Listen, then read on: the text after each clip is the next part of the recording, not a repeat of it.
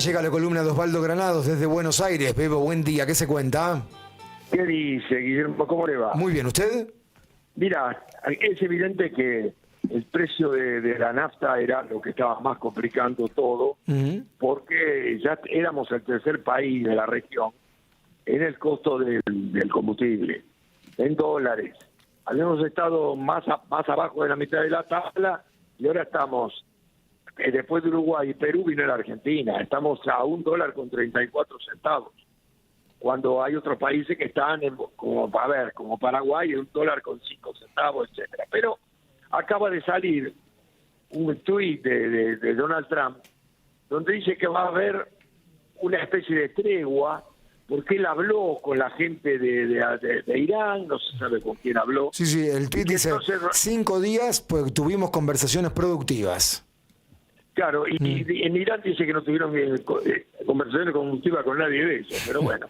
Pero es raro todo, ¿qué quiere que te diga? Porque además, ¿con quién hablaste en Irán? Que habían asesinado a los principales directivos. Y decían que uno estaba mortal. Bueno, pero este anuncio de Trump en redes sociales hace que baje el precio del petróleo 8% hoy.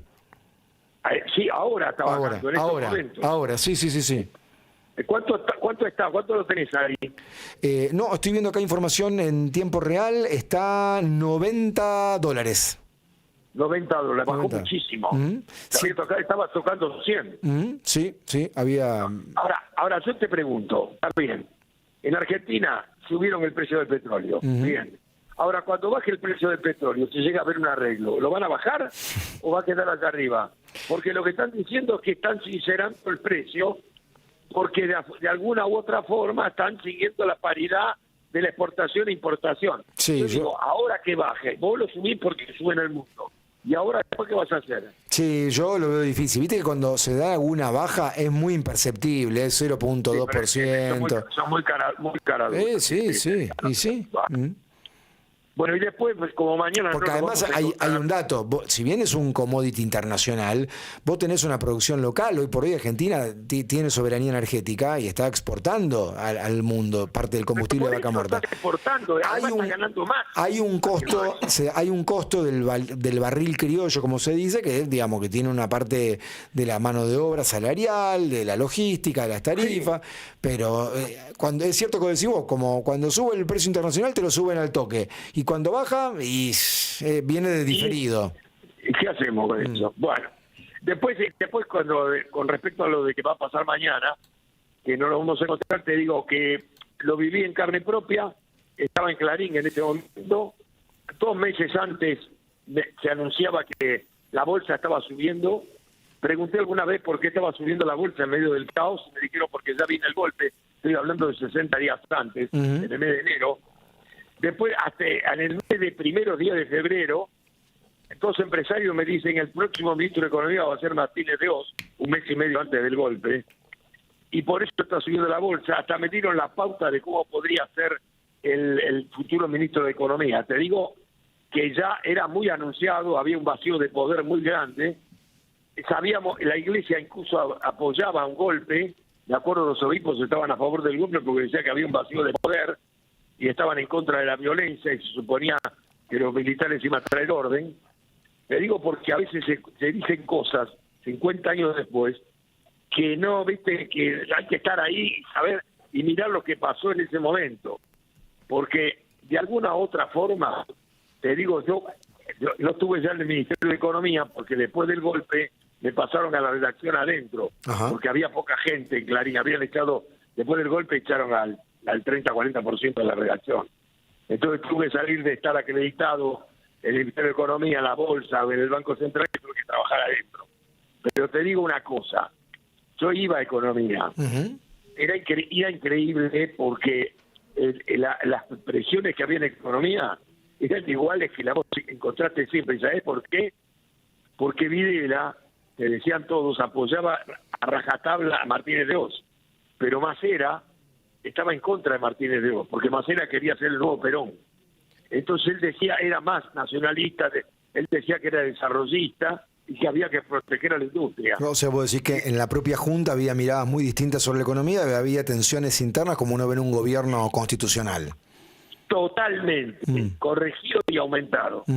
Y bueno, vos viviste esa época, obvio, yo no había nacido en el golpe, yo nací en el 78, he leído, estudiado sobre el tema, he escuchado versiones, está claro que había un clima de violencia insoportable en la Argentina, ahora lo que vino después fue mucho peor, fue mucho más cruel. Era mucho peor, yo no pensé desde el propio aparato del Estado, sangriento. aparte desde el propio aparato del Estado, digamos, que había grupos guerrilleros en los 70 en el gobierno constitucional de Isabel, sí, había una violencia paraestatal con López Rega, sí, ahora lo que vino después fue tremendamente peor, fue una masacre desde el propio aparato del Estado. Te voy a ser honesto, yo no creía que iba a pasar eso porque había visto varios golpes de Estado.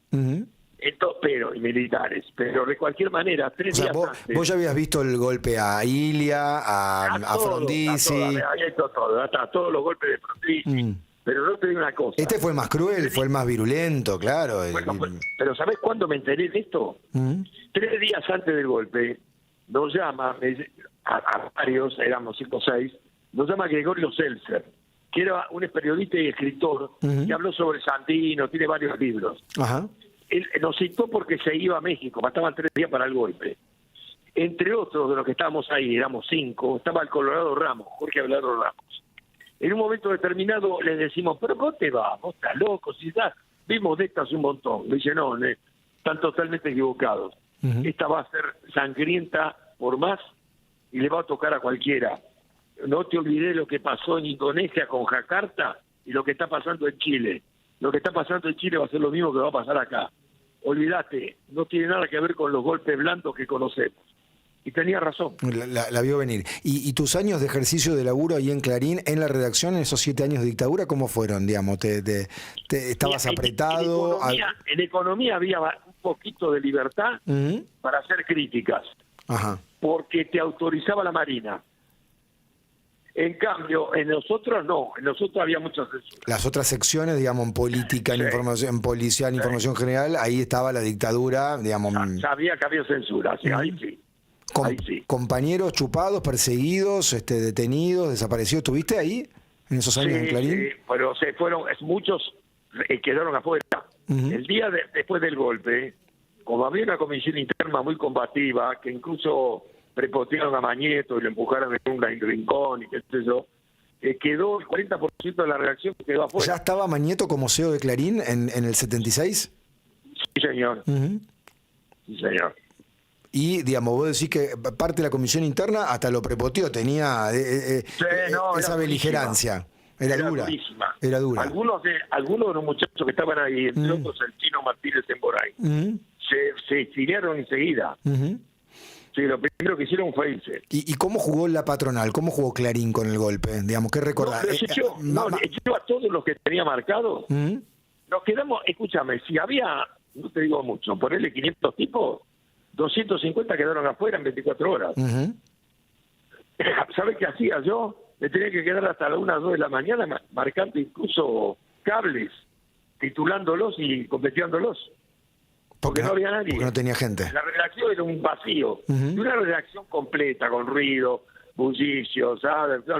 Era un vacío. No, fue muy duro. Fueron 2 años que yo llegaba a mi casa a las 2 de la mañana, porque me tenía que quedar hasta el cierre. Bebo, la seguimos el miércoles. Abrazo grande. Un abrazo. Osvaldo Granados desde Buenos Aires, 9:05. Sí, Maru. El Italiano es un hospital de alta complejidad preparado para recibir todo tipo de casos en cualquier momento de la vida, para que personas de todo el país con cobertura médica o de manera particular puedan atenderse en un mismo lugar. ¿Estás en Santa Fe?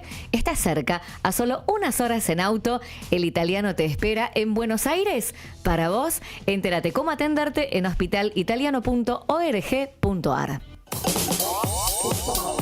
Ya volvemos. Hay mucho más en